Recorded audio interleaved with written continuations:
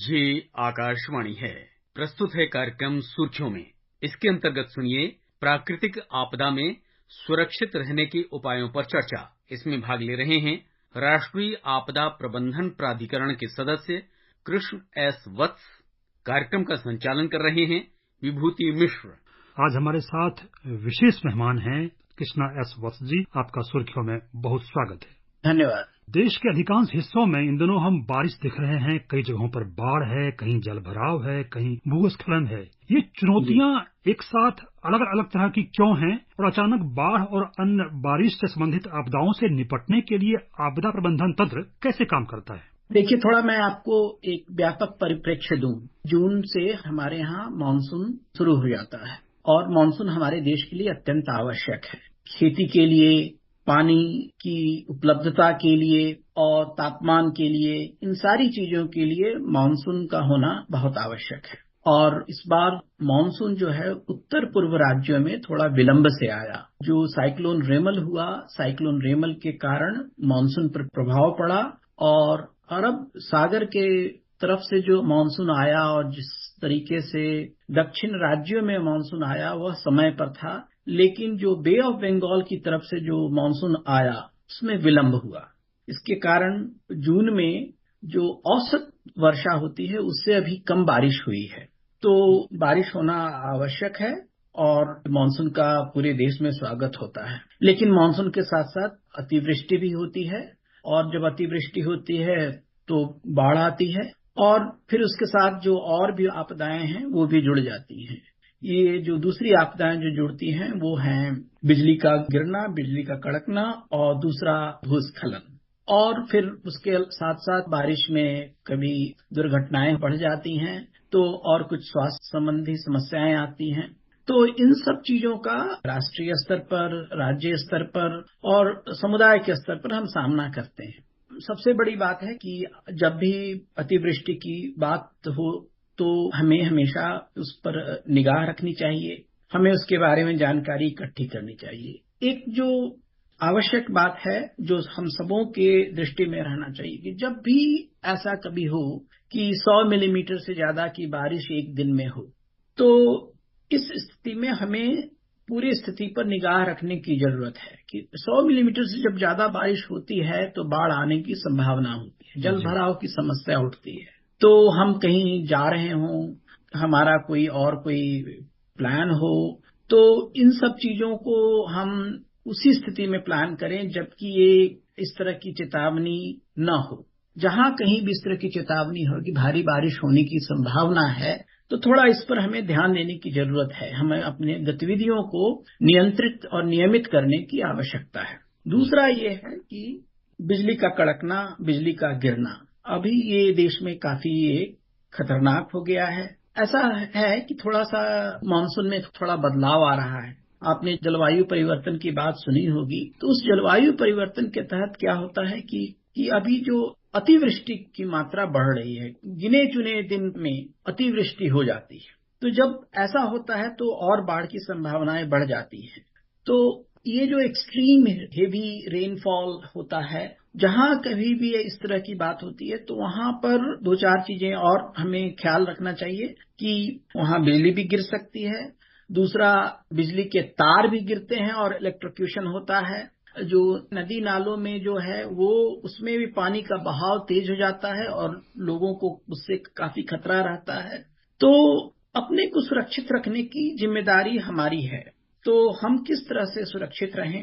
बहुत लोग जब बिजली कड़क रही है तो खुले आकाश के तले हम काम करते हैं, तो हमें उसका जरूर ध्यान रखना चाहिए कि हम सुरक्षित जगह में रहें। हम ऐसी जगह में नहीं रहें जहां की बिजली गिरने की संभावना हो, पेड़ के नीचे खड़े ना हो, जलाशयों के पास ना हो। बिजली से हम बच सकते हैं, इसकी जानकारी अपने पास हमेशा रहनी चाहिए। दूसरा ये है कि जो नदी नाले हैं उसमें कभी उतरने की बात हमें नहीं सोचनी चाहिए, क्योंकि पानी का स्तर क्या है, पानी का बहाव कितना तेज है, इसका अंदाजा करना मुश्किल होता है। और हमारे यहाँ लोगों के डूबने की भी संख्या, मृत्यु होने की भी संख्या बढ़ती जा रही है। जी हाँ। और यह स्थिति चिंताजनक है। तो हमें इस बात का जरूर ध्यान रखना चाहिए कि जब भी पानी का स्तर बढ़ रहा हो हम सुरक्षित जगह पर जाएं, अपने को सुरक्षित रखें और पानी में हम न चलें। खतरे के साथ साथ स्वास्थ्य संबंधी समस्याएं होती हैं।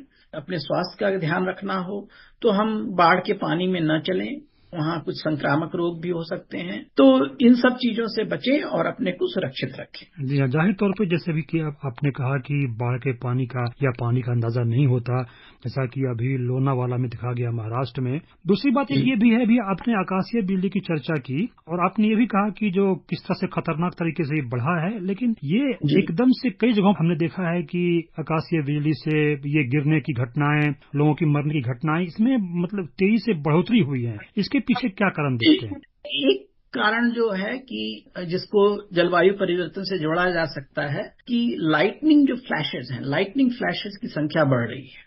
क्योंकि जब अतिवृष्टि होती है तो बादलों का घनत्व है वो बढ़ जाता है, और बादलों का घनत्व और लाइटनिंग इसका संबंध है। तो बिजली कड़कने की जो क्वांटिटी है, जो उसका स्केल है, वो बढ़ जाता है और उसके कारण बिजली गिरने की संभावना ज्यादा रहती है। और हमारे यहाँ जो है घरों पर और हमारी इमारतों पर लाइटनिंग अरेस्टर की व्यवस्था नहीं होती है, लाइटनिंग कंडक्टर्स नहीं होते हैं, तो उसके कारण थोड़ा बिजली का खतरा और भी बढ़ जाता है।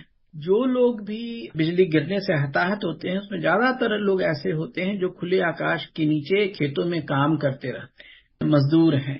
तो जो एक आधारभूत जो एहतियात बरतना है वो यह कि हम सुरक्षित जगह में चले जाएं, हम इससे बचें, और कम से कम जब भी इस तरह से बादल गरज रहे हों तो हम आकाश के तले ना रहें, तो अपने को जरूर सुरक्षित रखें, क्योंकि बिजली गिरने की संभावनाएं बढ़ गई हैं। और हमारे देश में करीब करीब हर साल 2000 से 3000 की मृत्यु बिजली गिरने से हो रही है। और हम इसके बारे में एनडीएमए की ओर से लगातार हम जानकारी बढ़ाने की, जन जागृति बढ़ाने की कोशिश कर रहे हैं कि जब भी इस तरह की संभावना हो अपने को सुरक्षित स्थल पर ले जाएं और बिजली से बचें। इसके अलावा एक और जो बड़ी भारी समस्या कई बार हो जाती है, बादल फटने की समस्या। जी, तो ये बादल बादल फटना जो है, क्लाउड बर्स्ट जिसको हम अंग्रेजी में कहते हैं, उसका भी जलवायु परिवर्तन से संबंध है। जैसा मैंने कहा कि अतिवृष्टि की संभावनाएं बढ़ गई हैं। इससे पहले क्या होता था कि जो बारिश होती थी उसका एक परिमाण जो था वह करीब करीब एक कंपेरेबल होता था। अभी क्या है कि जो दिनों की संख्या है जब बारिश होती है उसकी दिनों की संख्या कम हो गई है, लेकिन किसी दिन जब बारिश होती है तो वो बारिश भारी होती है, 100 मिलीमीटर 200 मिलीमीटर की बारिश होती है। तो ये जो है इसका संबंध जो है तापमान वृद्धि से है कि तापमान वृद्धि जब होती है बादलों का घनत्व बढ़ जाता है और एकाएक फिर बादल फटते हैं और बारिश तेज हो जाती है। जैसा कि दिल्ली में 28 तारीख को हुआ, मानसून आया, मानसून पहले नहीं आया था और जिस दिन शुरू हुई एकाएक पहले ही दिन 228 मिलीमीटर की बारिश हुई। तो 228 मिलीमीटर की बारिश, बहुत भारी बारिश हुई दिल्ली में, और दिल्ली में बहुत जगह जल भराव की समस्या देखने को मिली। तो ये जो है ये पूरे देश में देखा जा रहा है, और खास करके बड़े शहरों में ये जो क्लाउड बर्स्ट है, बादलों का फटना बढ़ रहा है। एक संबंध जो एक इसको कहते हैं अर्बन हीट आइलैंड, उससे है। शहरों में जो है तापमान की वृद्धि हो रही है और उसका सीधा असर बादलों के फॉर्मेशन पर पड़ता है और वो ज्यादा बादल घने होते हैं और इसके कारण अतिवृष्टि होती है। जैसा कि आपने दिल्ली की चर्चा की, दिल्ली में बारिश हुई और कई जगहों पे दिल्ली जैसे डूब सी गई, इसको किस तरह से देखना चाहिए, इससे क्या सबक लेना चाहिए?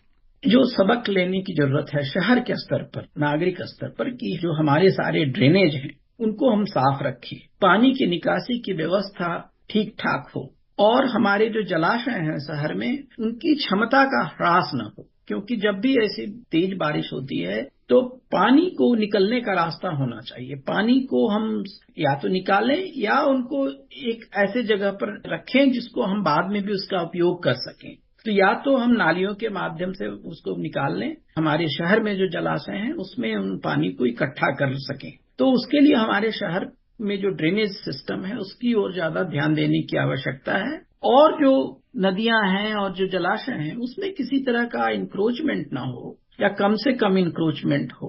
उनकी जो कैरिंग कैपेसिटी है, धारण क्षमता है, उसका किसी तरह से ह्रास न हो, इस पर हमें पूरा ध्यान देने की जरूरत है। एक और बड़ी समस्या सामने चली आती है लैंडस्लाइड की, भूस्खलन की। तो पहाड़ियों या दूर दराज के क्षेत्रों जैसे चुनौतीपूर्ण जो इलाके हैं, वहाँ जान माल के नुकसान को कम करने के लिए और लोगों को सुविधाएं बहाल करने के लिए त्वरित मदद करने में क्या चुनौतियां सामने आती हैं?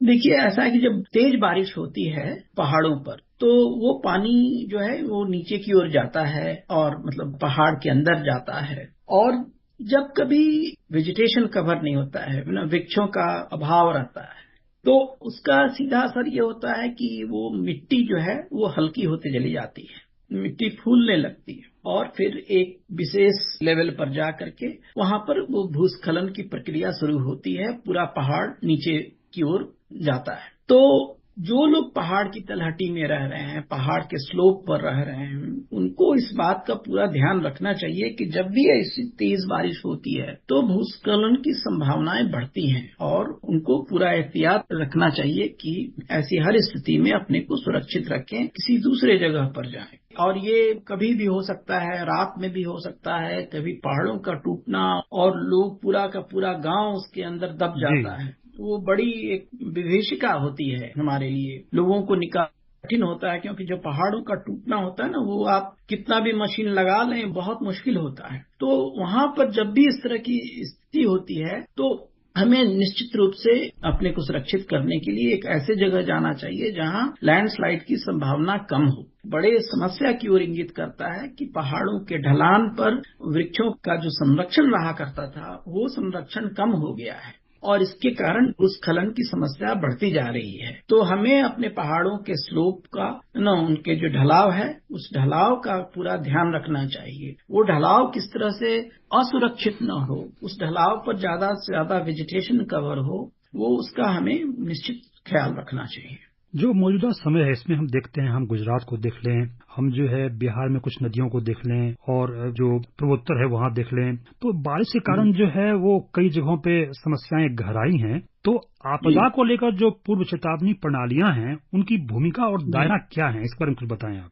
देखिए, हमारे यहाँ जो है नदियों का स्तर बढ़ता है, बारिश में नदियों का स्तर बढ़ता है और इसमें कहीं कोई ज्यादा समस्या की बात नहीं है, ये तो आम बात है। लेकिन इस बात की जानकारी जो है लोगों तक पहुंचनी चाहिए और इसके लिए जो सेंट्रल वाटर कमीशन है, केंद्रीय जल आयोग, इसकी व्यवस्था करता है। और दो तरह की पूर्व चेतावनी दी जाती है, एक तो बारिश की पूर्व चेतावनी और जो IMD की ओर से, भारतीय मौसम विभाग की ओर से आती है, और दूसरा केंद्रीय जल आयोग, वो नदियों के जलस्तर के बारे में पूर्व सूचना देता है। तो जब भी नदियों का जल स्तर बढ़ रहा हो और खतरे के निशान से ऊपर बढ़ रहा हो, उस समय पूरा ध्यान रखना चाहिए। और जहां कहीं भी ऐसी स्थिति बन रही हो तो कम से कम नदियों से थोड़ा दूर रहने की जरूरत है। जो नदियों पुल हैं उसके नीचे भी पानी बहुत तेजी से बहता है और हम ऐसी स्थिति में जब नदियों का जल स्तर बढ़ रहा हो तो हम उन पुलों पर भी यातायात से बचें और अपने को सुरक्षित रखें।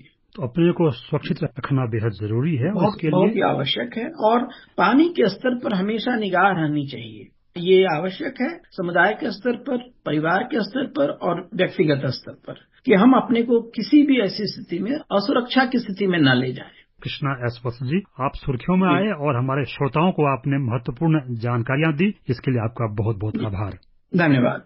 अभी आप सुन रहे थे प्राकृतिक आपदा में सुरक्षित रहने के उपायों पर चर्चा। इसमें भाग ले रहे थे राष्ट्रीय आपदा प्रबंधन प्राधिकरण के सदस्य कृष्ण एस वत्स।